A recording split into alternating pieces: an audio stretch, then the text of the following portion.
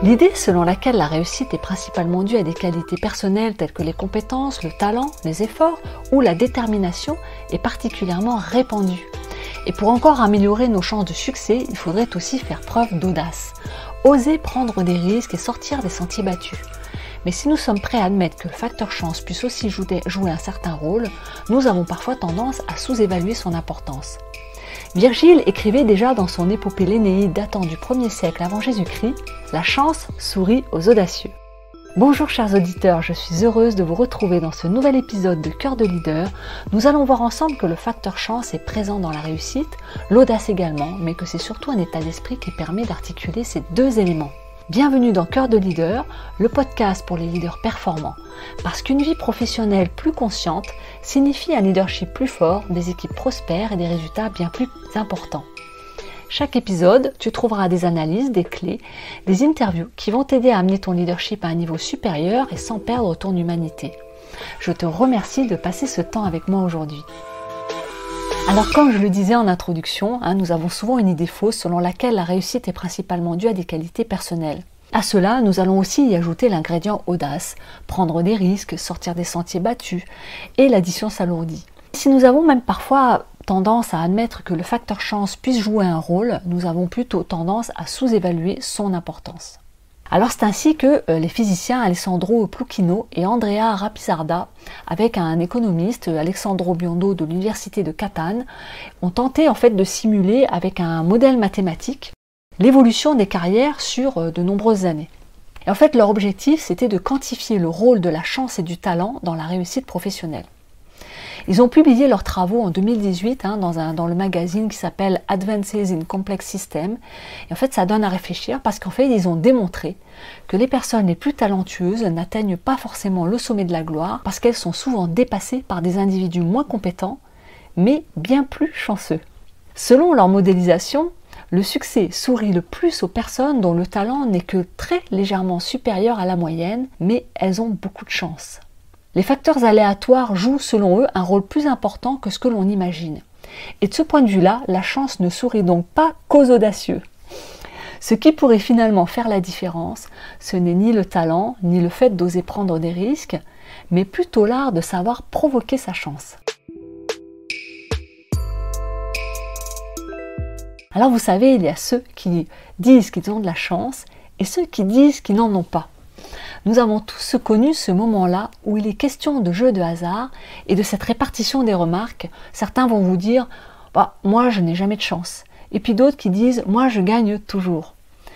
Et en fait, le docteur Wiseman, qui est un professeur de psychologie expérimentale à l'université de Hertfordshire, s'est intéressé au facteur chance. Et il a notamment orienté ses recherches sur la différence entre ceux qui pensent être chanceux de ceux qui pensent être malchanceux.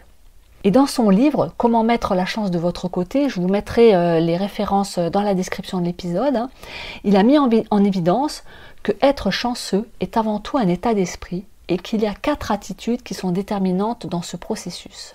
Alors comment les personnes chanceuses font-elles? Eh bien, elles créent des réseaux et elles sont ouvertes aux opportunités qui se présentent dans leur vie. En deuxième, elles prennent soin de leur esprit pour laisser place à l'intuition. Donc là, vous voyez ce que je dis toujours moi dans mes accompagnements, c'est qu'il faut toujours se donner de la place, se reposer, prendre du temps pour soi. En 3, elles visualisent dès le début des résultats positifs. Et en 4, elles perçoivent l'échec comme une nouvelle opportunité de grandir. Donc avoir une approche de processus plus que de finalité. Alors le professeur Wiseman appuie ainsi sa théorie avec cette phrase: la chance, ce n'est pas ce qui vous arrive, mais ce que vous allez faire avec ce qui va vous arriver. Si être chanceux est un état d'esprit, alors ça pourrait être un facteur de réussite, ou au moins un sentiment de réussite. Et combiné à l'audace, on aurait comme ça un cocktail intéressant. Alors l'audace, c'est oser agir. Oui, mais pas que. L'audace, c'est aussi braver les convenances.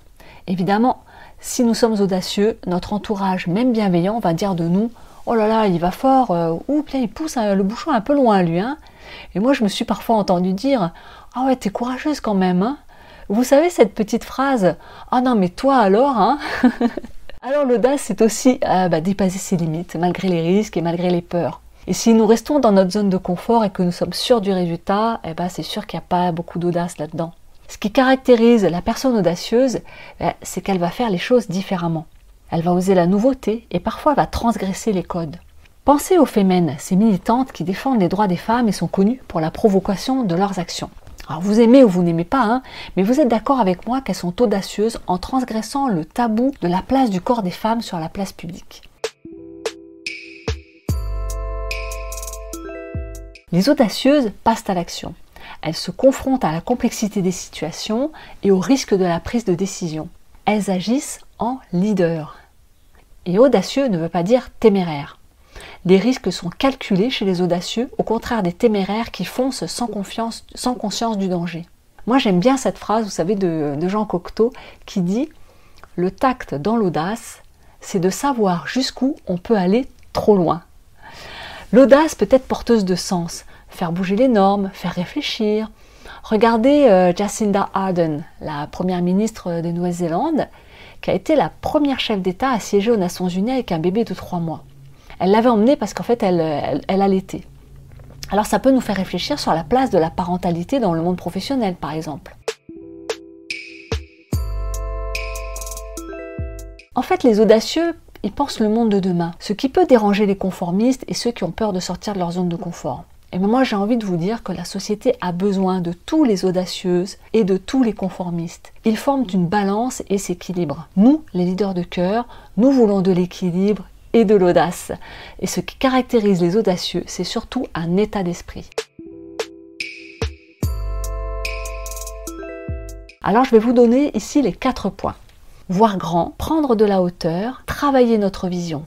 Concentrons-nous sur ce qui peut être changé. Préparons-nous surtout à l'imprévu et acceptons de changer de cap en route. Gardons à l'esprit et un cœur ouvert aux nouvelles voies et aux opportunités. Trop souvent, vous savez, mes clients pensent que l'audace se mesure dans des grands pas, dans des grands accomplissements. Et pourtant, l'audace, c'est juste la volonté de faire les choses malgré les risques, réels ou imaginés d'ailleurs, et malgré sa peur. On va parler ici d'oser. Il y a plein de choses que nous n'avons jamais osées et que nous n'essaierons jamais. Et c'est très bien ainsi. En revanche, prendre la parole en public, demander de l'aide à un partenaire potentiel, lancer un nouveau produit ou un service, peuvent être des choses qui vont s'avérer des réels obstacles si nous restons liés à nos peurs. Développer notre audace, ce n'est pas sauter en parachute malgré le vertige, c'est réduire étape par étape l'inconfort de celui-ci dans la pratique et d'arriver à faire le grand saut un jour. Ici, plus qu'ailleurs, chaque petit pas renforce notre confiance, notre courage et notre capacité à faire face à l'inconnu. Au lieu d'attendre d'oser de faire de grandes choses, apprenons à en oser chaque jour des nouvelles, même si elles nous semblent simples et banales.